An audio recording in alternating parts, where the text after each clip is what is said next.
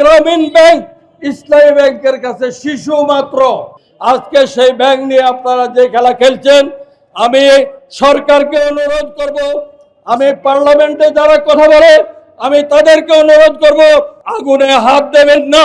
চট্টগ্রামের একটি আদালতে খাতুনগঞ্জ শাখা থেকে 85 কোটি টাকা নেয়া এস আলমের ছেলের নামীয় একটি প্রতিষ্ঠান তাদের বিরুদ্ধে তথা চট্টগ্রামের আদালত এস আলমের সন্তানের নামে যে প্রতিষ্ঠান রয়েছে 85 কোটি টাকা তাদের বিরুদ্ধে 6 মাসের জেল এবং সকল টাকা ফেরত দেওয়ার জন্য সিদ্ধান্ত দিয়েছিল।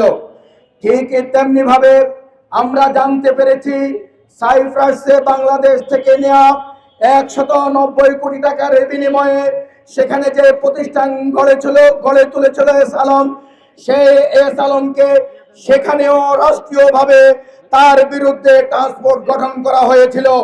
আমরা এও জানি মালয়েশিয়াতে এস আলমের পক্ষ থেকে বাংলাদেশ থেকে হাজারো কোটি টাকা নিয়ে দুটি যে বিলাসবহুল প্রতিষ্ঠান গড়ে তোলা হয়েছিল, সেই প্রতিষ্ঠানটিও তদন্তের আওতায় চলে এসেছে। রূপায়ণ lake castle, welcome to the land of piece.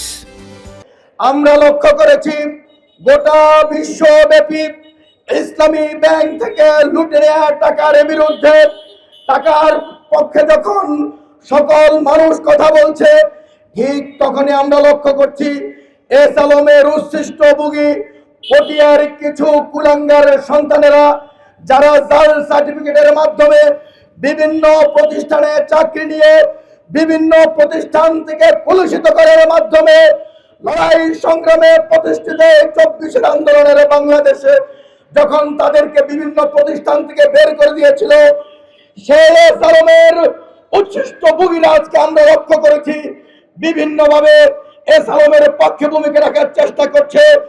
আমি সেই পটিয়ার উচ্ছিষ্ট ভোগীদেরকে বলতে চাই, তোমরা যত যেভাবে আন্দোলন করো না কেন, জানি রাখবে তোমাদের পরিচয় একটি জাল চক্র এবং উচ্ছিষ্ট ভোগী।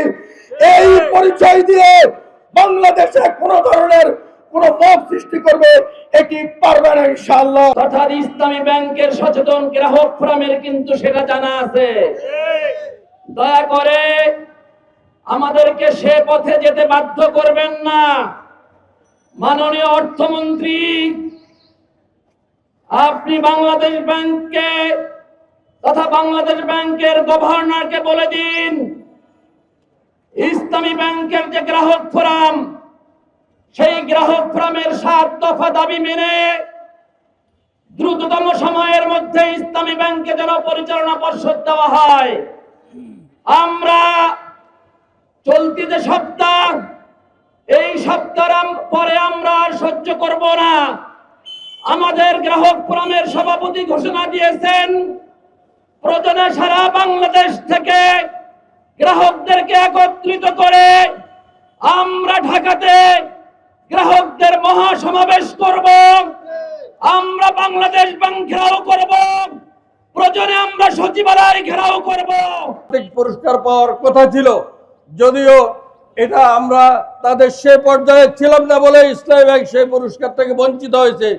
ওই গ্রামীণ ব্যাংক ইসলামী ব্যাংকের কাছে শিশু মাত্র, যেখানে আমাদের লক্ষ কোটি যে গ্রাহক রয়েছে, আমাদের হাজার হাজার শেয়ার হোল্ডার রয়েছে, আমাদের একটা গ্রুপ রয়েছে লক্ষ লক্ষ লোক যারা নিঃস্বার্থভাবে প্রত্যেকটি মানুষের দরজার কড়া নাড়িয়ে এই ইসলামী ব্যাংকের গ্রাহক বানিয়েছে, মানুষকে ইসলামী ব্যাংকে অ্যাকাউন্ট খোলার ব্যবস্থা করেছে। তার মধ্য দিয়ে বাংলাদেশের কোমর ভাঙ্গা যে অবস্থা ছিল, যেই দেশটিকে এক সময় বটমলেস বাস্কেট বলা হতো, যে সেই দেশটাকে যে বিদেশি রেমিটেন্স দিয়ে আজকের এই পর্যায়ে নিয়ে আসা হয়েছে, তার একমাত্র কারণ হলো ইসলামী ব্যাংক এবং তার অনুগত একটা ডেডিকেট বাহিনী এই বাংলাদেশকে এবং ইসলামী ব্যাংকে উন্নত শিখরে উঠিয়েছে।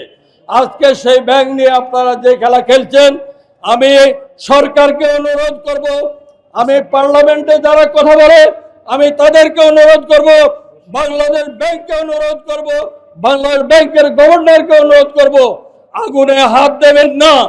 আগুনে হাত দিলে আমরা সারা বাংলাদেশে যে কর্মসূচি দেব, যেই কর্মসূচি দেওয়ার মতো আমাদের জনশক্তি রয়েছে, যাদেরকে দিয়ে ইসলামকে আমরা পরিপূর্ণ করেছিলাম, যাদেরকে দিয়ে ইসলামী ব্যাংকে আমরা সর্বোচ্চ শিখরে নিয়ে গিয়েছিলাম, তারা আমাদেরই লোক ছিল, তাদেরকে আমরাই মাঠে নামিয়েছিলাম। সুতরাং আমরা তাদের মাধ্যমে যদি ঢাকার কর্মসূচি ঘোষণা করে, আপনারা পুলিশ মিলিটারি দিয়ে সেটা দমন করতে পারবেন না।